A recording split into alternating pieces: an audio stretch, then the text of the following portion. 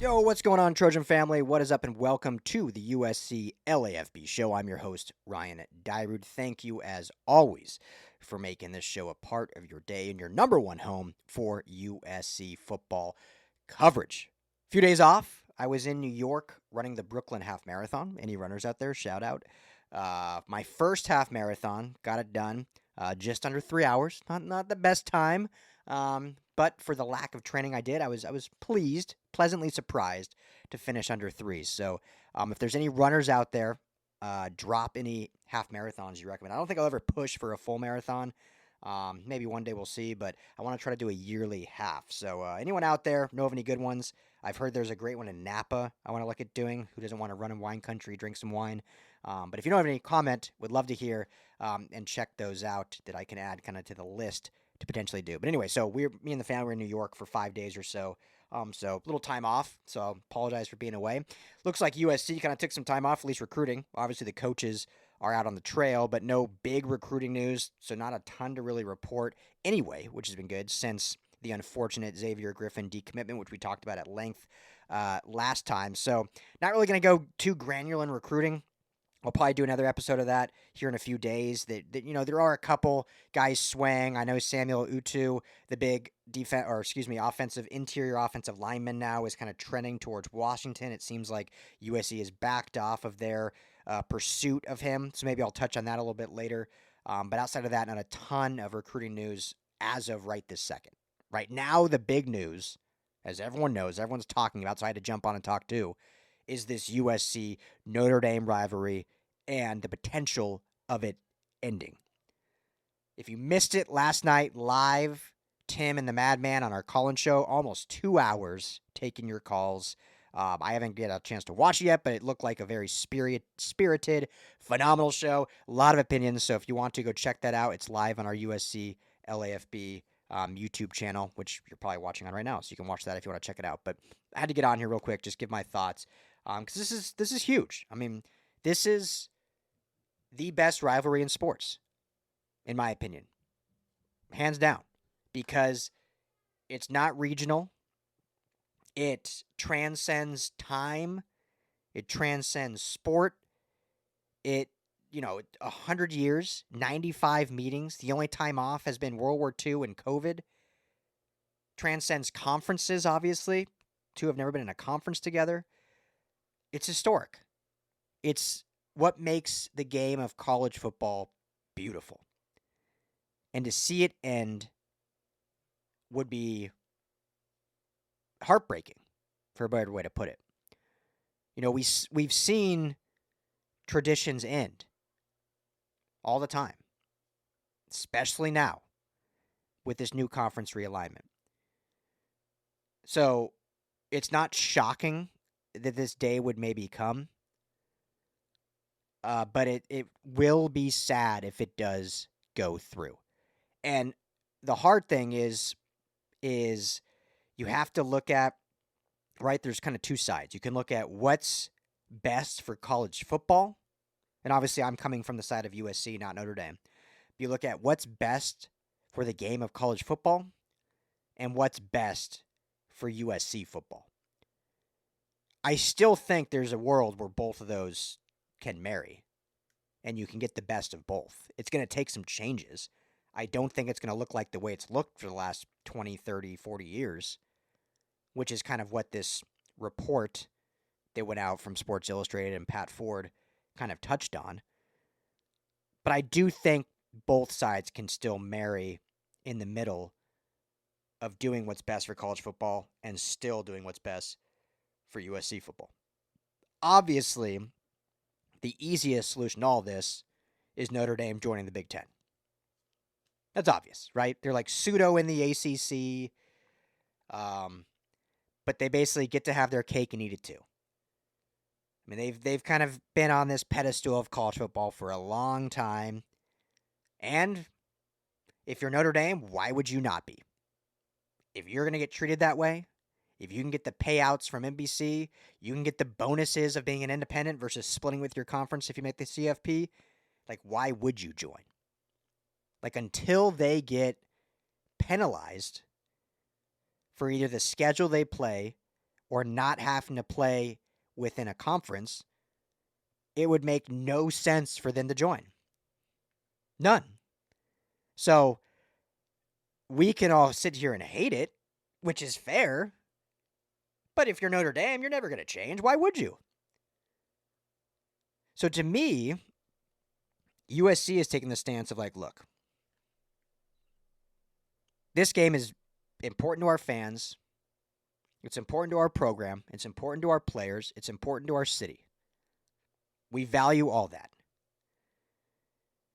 But in reality, we are the ones getting taken advantage of in this relationship. Because while it has relevance for everything I just named, tradition, pageantry, history, love of the fans, there's absolutely no benefit for USC playing Notre Dame. None.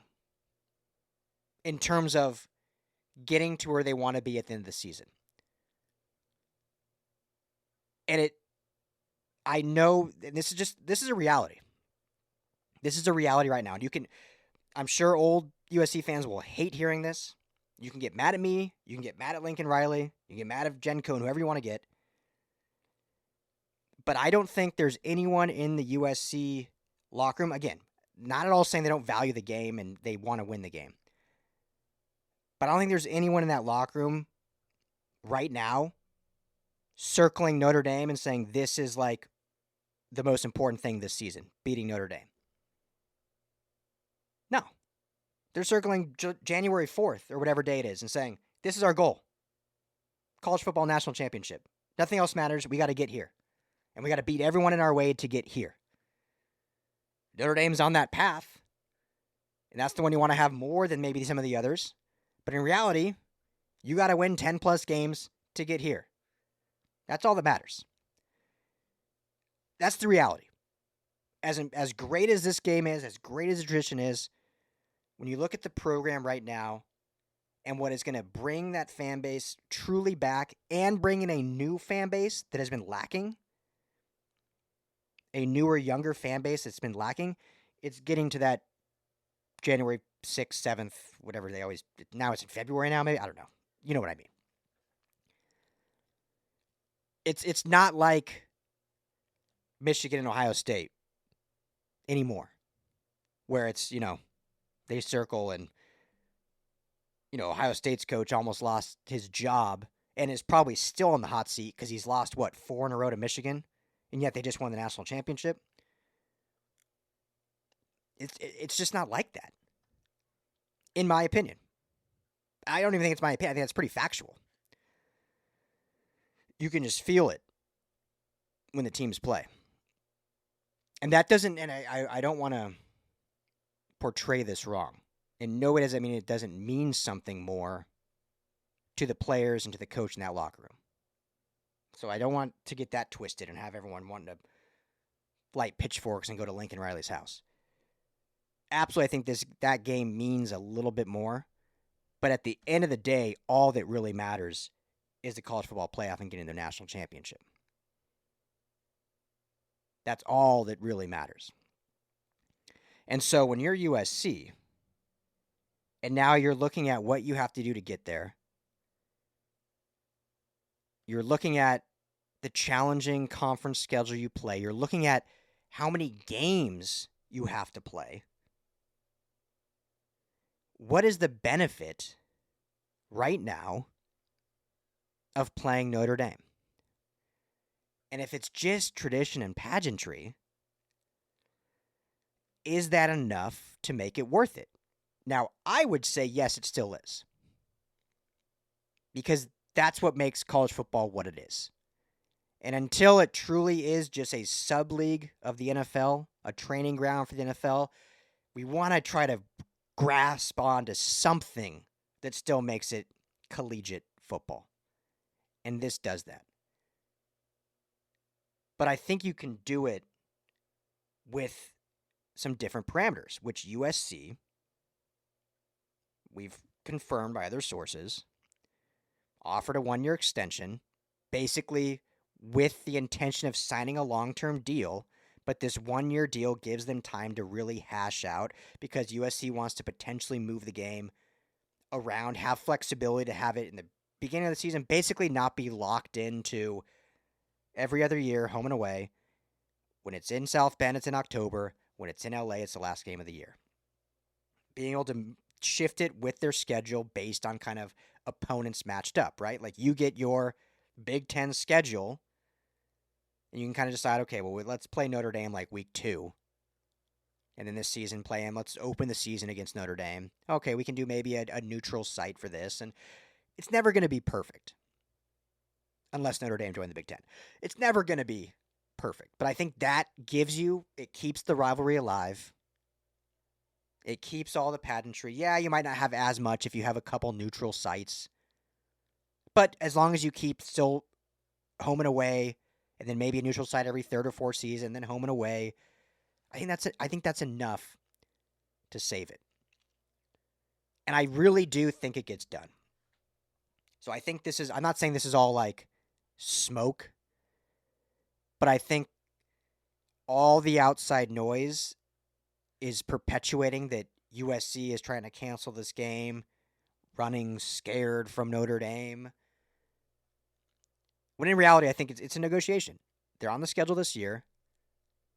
Both sides want it to get done. Notre Dame kind of needs it to get done. Notre Dame played one ranked opponent last year. I'm not saying they got into the CFB because they beat USC at the end of the season. Obviously, if they would have lost to USC, they wouldn't have made it. But they need USC more than USC needs Notre Dame for the end goal. Notre Dame played one ranked opponent, and it was Army last year. And then they lost to Northern Illinois at home. And they were in the Natty. I'm not saying they're winning a good football team. But everyone that watches college football can say, schedules aren't always even. And when you can go into the playoff healthy and not played a gauntlet, because this is going to be kind of my last point, and we'll wrap up here because I want to get your guys' opinions and not ramble too much.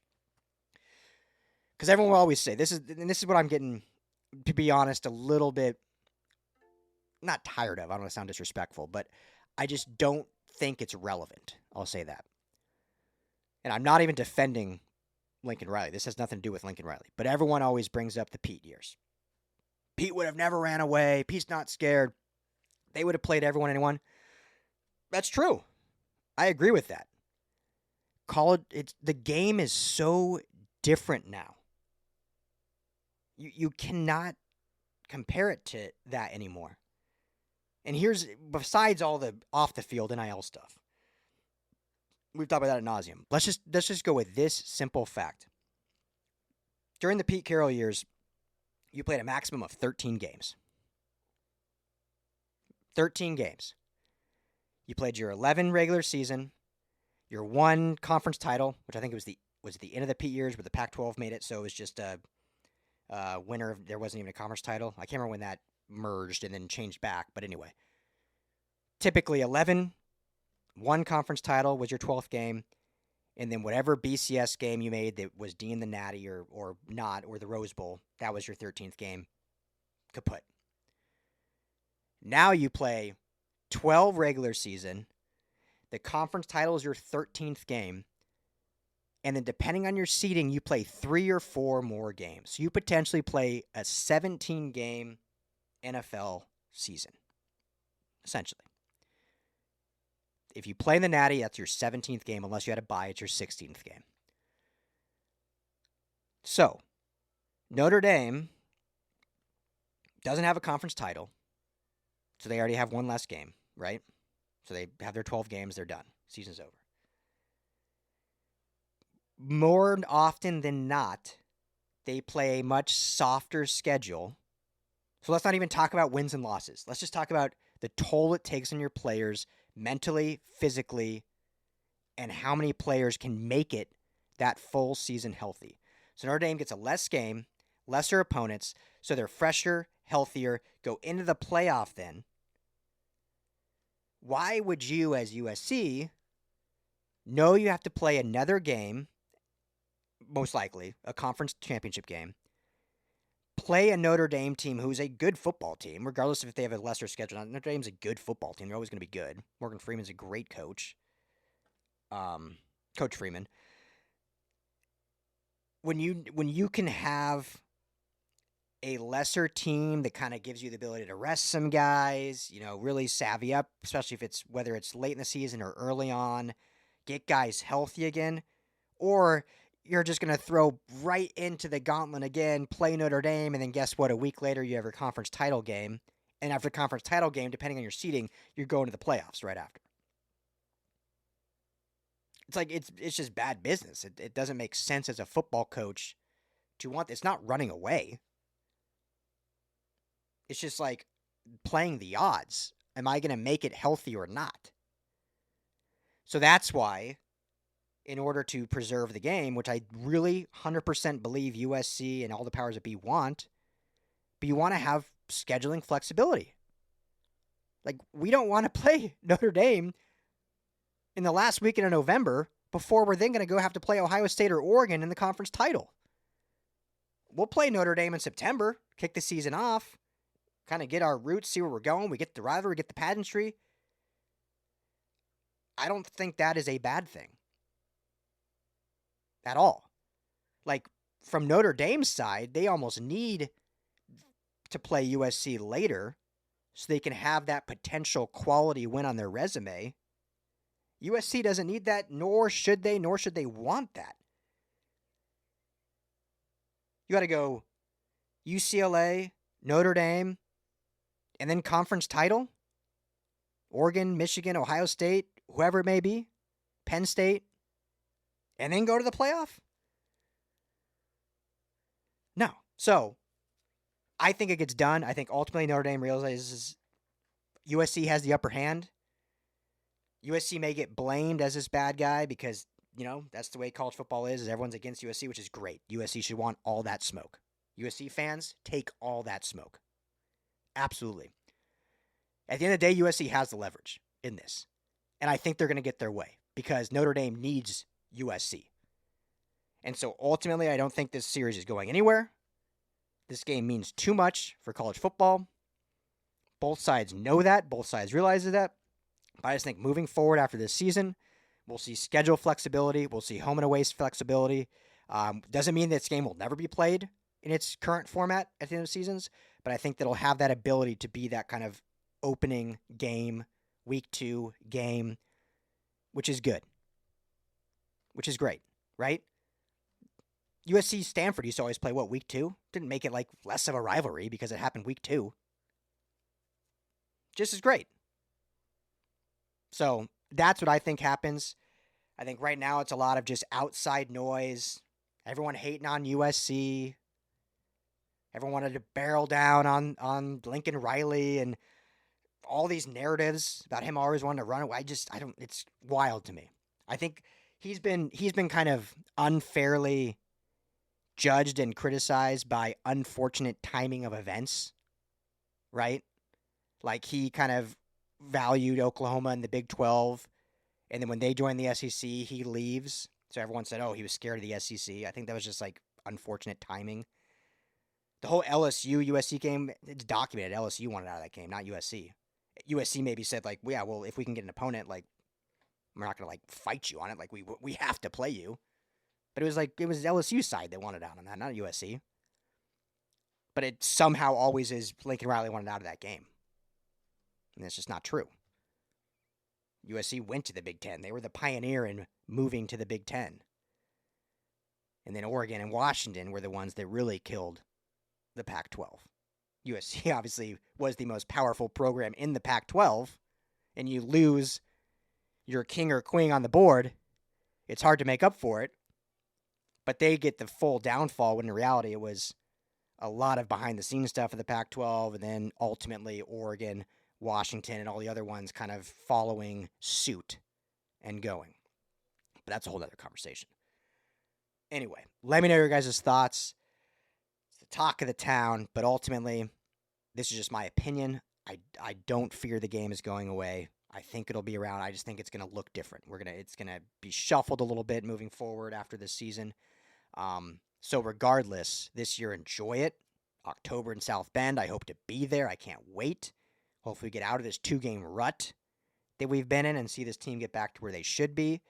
Because it's such an important game to college football, and it can only do good things for this program, this city, if they're able to navigate it correctly in order to help them and not ultimately hurt them in the ultimate quest, like I said, which is winning a national championship. So that's all I got today, guys. As always, appreciate you. If you haven't already, please hit that like and subscribe button. USC LAFB. If you prefer podcast platform, Apple, Spotify, just search Salute to Troy. You can find all of our USC Trojans content on LAFBnetwork.com. Just launched a forum there. It's raw, it's new, still working out the kinks. But if you go to LAFBnetwork.com in the menu, just look for, you don't have to search, it just says forums, click forums. You'll see our USC Trojans ones there. We've got a topic up right now on this discussion, so you can discuss there. Would love it. All you got to do is write your name, write your email, plop it in. Doesn't cost anything. None of that, no spam. And we can just start discussing there. So check it out there. So thank you as always. I'm Ryan Dyer. This is the USC LAFB show. And as always, fight on.